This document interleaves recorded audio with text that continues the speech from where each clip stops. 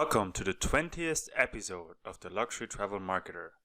This is your host David, owner and founder of Jadewolf Marketing, and today's topic is going to be the 10 basic rules of luxury copywriting. Before we get into today's episode, I got some bad news for you guys.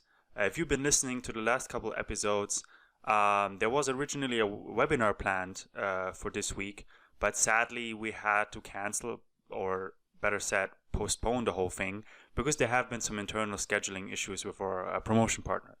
Now, we really intend to do the webinar in Q1 or Q2 next year.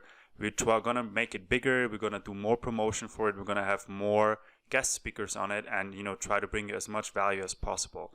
If you were one of the people who was registered for the webinar, we sent you an email already with some explanation. But if you're interested in, talking to us or learning about luxury direct marketing or data-driven marketing for luxury travel, then go to jadewolfmarketing.com and subscribe to our newsletter. We collect those podcast episodes in there. Subscribe to this podcast, obviously, wherever you're listening to it.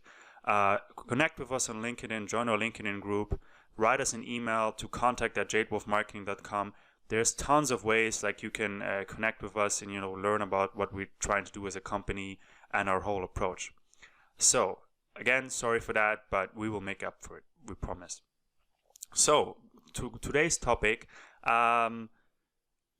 this is not the last podcast this year, but the one before the last. Next week is going to be the last, and then there's going to be Christmas and New Year. We're going to have a small hiatus and going to start in the first week of January again. We've been pretty busy this month, wrapping up a bunch of conversations with interesting businesses we have right now. So we apologize if we sometimes not really can keep up with our weekly release schedule and it becomes maybe every 1.5 weeks or sometimes even bi-weekly, because we are a small agency after all, who just started at the beginning of 2019, and we're doing our best, to bring you great content and value.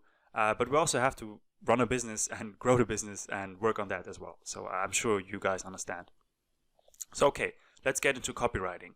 So I call this episode the 10 basic tenets of luxury copywriting because, in my opinion, having read a lot about copywriting and working with copywriters, there are some things that copywriters coming from the mainstream who don't really specialize in luxury brands or luxury travel for that matter kind of tend to get wrong, or just do it because for every other brand, for every other company, the stuff works. But once they apply it to luxury, it leads to bad results or even the opposite of what they want. So I just thought I lay out those 10 basic rules.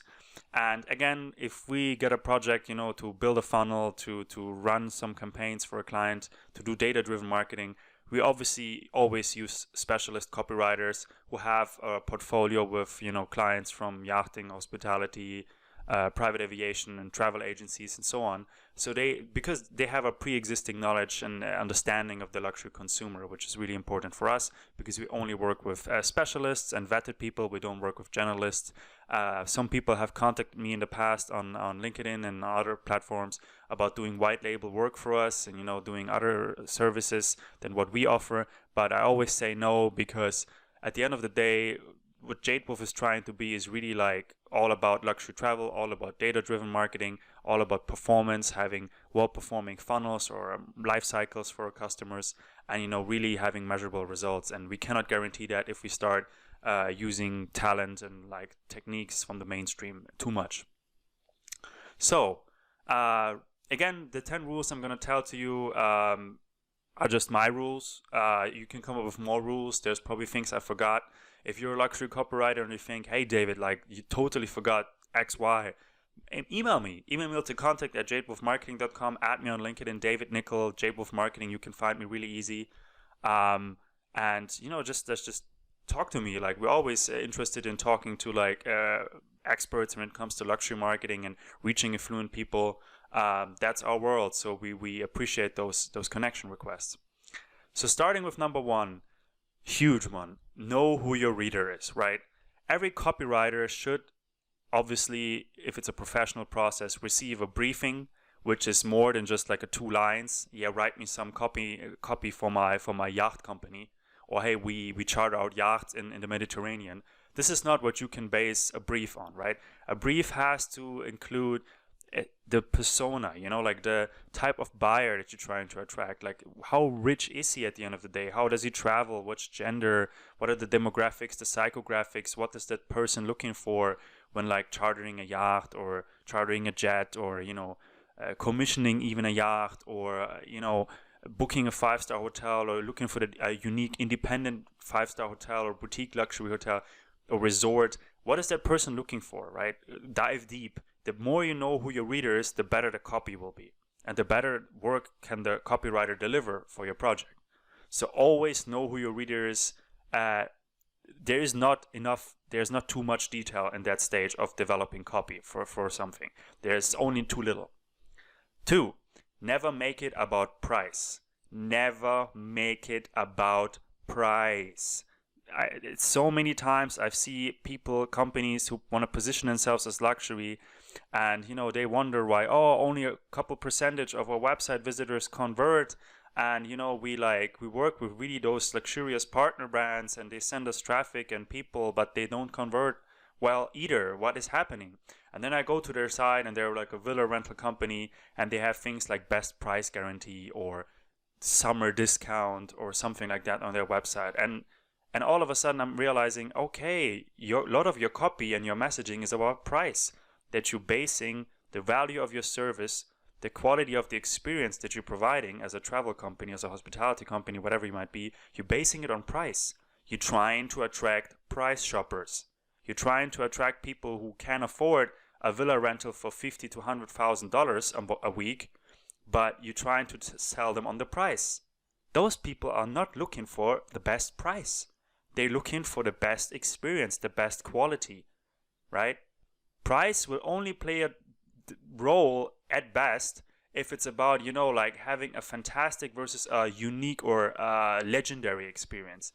That may be where price comes into play. But if you're targeting the right people, then price shouldn't be an issue in your copywriting, in your branding, in your marketing in general. It shouldn't be about price. That's the beauty of luxury B2C, that wealthy consumers, if you talk to them the right way, they will buy based on their preferences, their wants, not their needs. It's different from B2B marketing and the mainstream, where it's like all price conscious and price elastic. The demand is price elastic. So, number 3, never make it about value either. And this is a tricky one. This is one that confuses a lot of people and makes it hard for them to get into the world of luxury buyer mindset. You cannot make it about the value either. It's not value-based copywriting or marketing is about you pay more, you get more. But that's not what it is. Luxury is about uniqueness. It's about being in tune with a secret wish, fulfilling a dream, having something that is a once-in-a-lifetime experience, getting the best of the best. It's not about value. You're not looking for, I could book a 4-star, but I'm going to book a 5-star. Yes, but anybody who's going to there's consumers like that, but anybody who's going to book it like that, that's not a real luxury consumer, because that consumer is just having a little bit more money right now and he wants an upgrade, right? It's not about the value. It's not about, that this particular jet that you have in your fleet is better than the jet of your competition. It's not about that. It's about the convenience and the leisure, or the professionality, the comfort of the experience. If you travel with your company, it's about the people that work there, the interactions that you have, the jokes, the laughs. It's much more about that kind of stuff than it is about the value of the actual jet or yacht itself. It's about the experience. It's about the lifestyle value, the uniqueness of it all. I don't know if I'm getting the point across, and maybe I'm going to do a whole episode on the difference between value-based marketing and luxury marketing at some point, since a lot of people tend to get it wrong. And it's usually the difference between premium and luxury, and I talked about it on this podcast before. But yeah, never make it about value either. It's about the dream. It's about the luxury dream. And that has to be in the center. That's why you need to know who your reader is, so you can fulfill their dreams. It's nothing less than that. Number 4, features and benefits. Features is if you have a jet, a Gulfstream or something like that, on an Embraer or Bombardier, whatever it might be, and you're listing that, okay, so and so many gallons of kerosene, can fly so and so many hours without retanking, refueling, has so and so much like space inside, so much square meters, is from the build this year, etc. Those are all features, technical features, which should be, you know, at some point somewhere included in your website, in your prospectus, in your brochures, in your marketing materials, but they should never be the focus, because they won't sell. Like, because most people, unless they're super, super heavy into aviation and they're enthusiasts, they're pilots themselves, they may be engineers, the technical features won't tell them that much in the first place. And that goes, by the way, also for hotel rooms, when you're saying like, oh, it has this little amenity and this, and it's just a long bullet point list.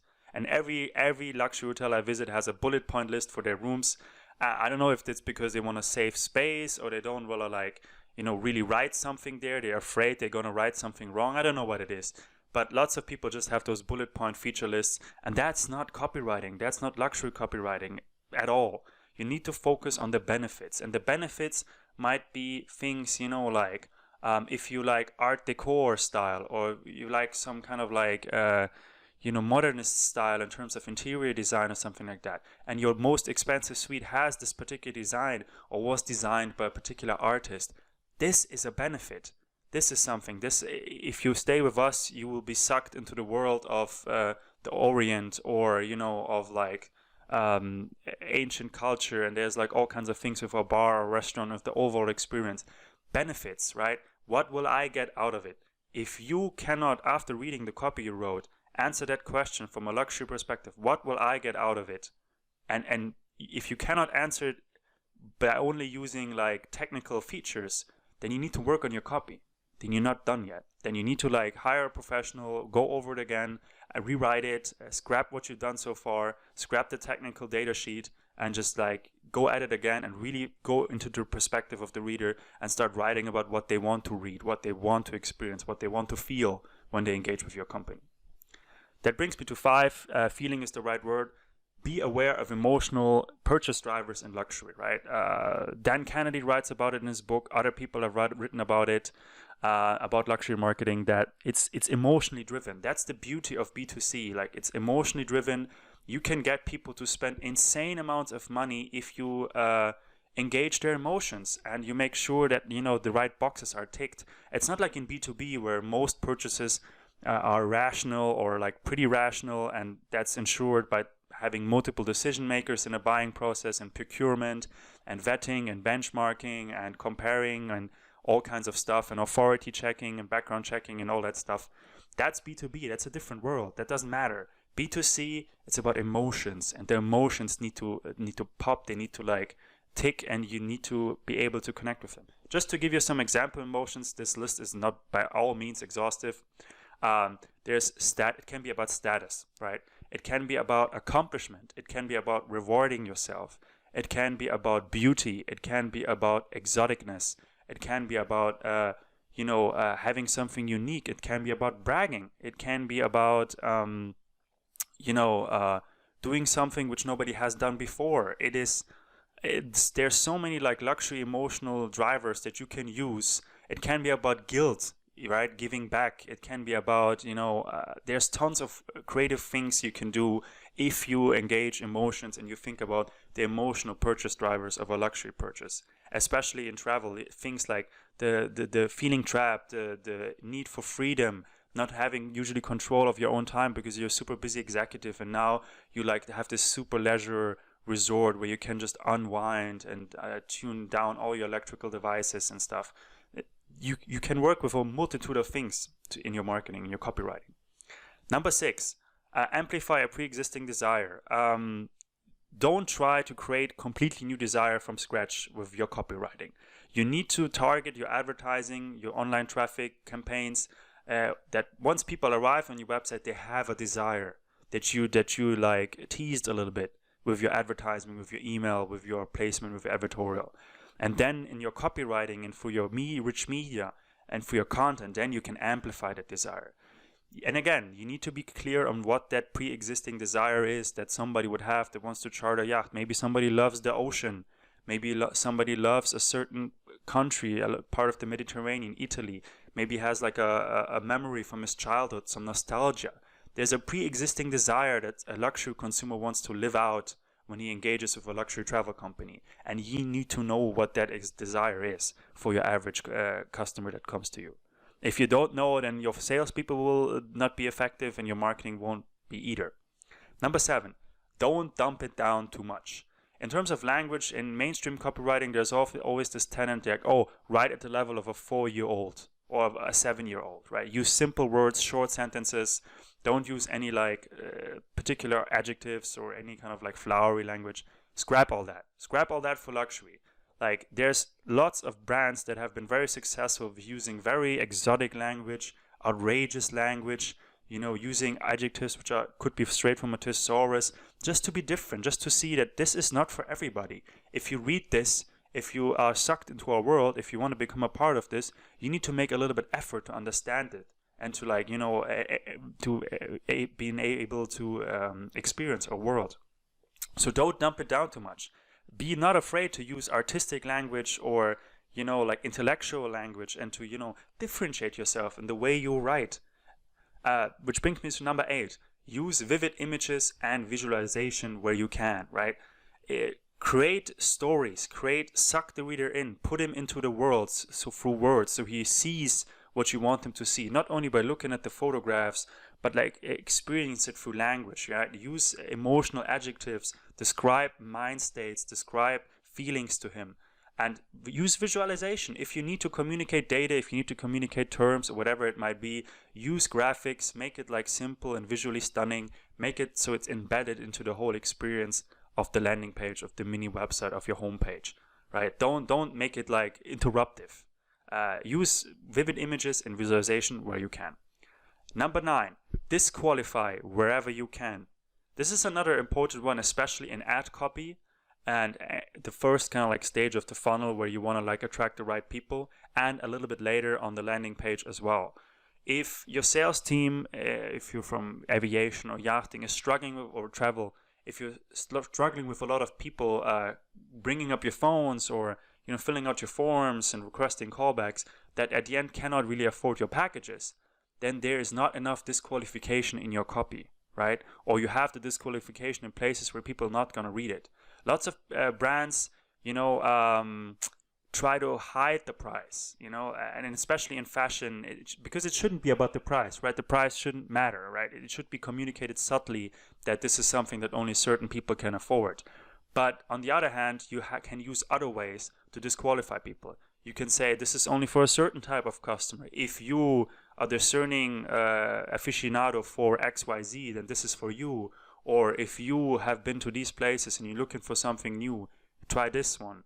And like, just by using subtle ways, indirect ways of disqualifying people, you can create a world, a brand, a gateway that people must pass through, and only the right people will pass through and engage with your brand. Because if you use the right ways, like, obviously you will always get some people who just want to do wishful thinking, or they want to be like aspirational in their luxury consumption, and they're just looking for the cheapest service you have because they want to be part of it, but they quite not there yet in their like career or in their lives yet, maybe. So those people will always like be a little bit annoying, quote unquote, in the sense that they will waste time and they will like not be the most lucrative consumers or patrons that you can have. But if you use disqualification, the majority of people that come to you, if the funnel, the life cycle is right, should be correct and should be making you some money. Which brings me to the last point, today's relatively short podcast, which is create a world of abundance. This is so huge. This is like one of the most important things that people do wrong. Every aspect of your brand should scream that it's a world of abundance. There's enough food, there's enough drink, there's enough leisure, there's enough time, there's enough beauty. Everybody's beautiful, everything is great, everything is fantastic. If you enter in this world, like everything will be, you will be your perfect self. You will experience the perfect world that we can offer. And all you have to do is give us your credit card details, and we will take care of the rest. It's literally this kind of like image that you have to create. And if don't write about struggles, don't write about problems, don't write about things that don't put hurdles there. Make it a world of abundance, and in your copywriting and in your marketing in general. And the wealthy consumers, if you advertise in the right areas and you look for the right sources and the right lists, they will come to you. They will come to you, and you will develop the reputation that you want if you serve them correctly, and you will also be living in a world of abundance. The whole reason that one of the major reasons I created Jadewolf Marketing with Luba together was not only that I thought, okay, there's too much brand marketing, and brand marketing is traditionally the only conveyor of that abundance message, right? But I thought like, okay, you can also do it in your data-driven, in your direct marketing. You can also communicate abundance. Because in the back end for you, it might be about metrics, funnels, KPIs, click-through rates, and all that stuff. But on the front, it's still going to be a world of abundance for the consumer. And that's what you need to communicate. Everything else will not work in B2C luxury marketing. Those are the 10 points. I'll quickly go through them again. Know who your reader is. Never make it about price. Never make it about value either. Focus on the benefits, not the features. Be aware of emotional purchase drivers. Amplify a pre-existing desire. Don't dump down your language too much. Use vivid images and visualize. Disqualify where you can, and create a world of abundance. Okay? I hope you like those 10 tenets of luxury copywriting. In next week's episode, like I mentioned, the last one for this year, we're going to have a basic primer on video marketing and some of its applications for not only brand marketing, but data-driven marketing, direct marketing for luxury travel. I hope you join in and listen to us again. Again, if you want to find out more about Jadewolf Marketing, go to jadewolfmarketing.com. Subscribe to our newsletter. Fill out our contact form if you want to get in touch and maybe have a phone conversation or something like that. We have an option to book a discovery call if you want an audit of your current marketing. It's only $500, which is really I think a very small price for having somebody externally look over what you're doing and giving you some pointers. And again, we would be happy to talk to you next week. Have a nice one.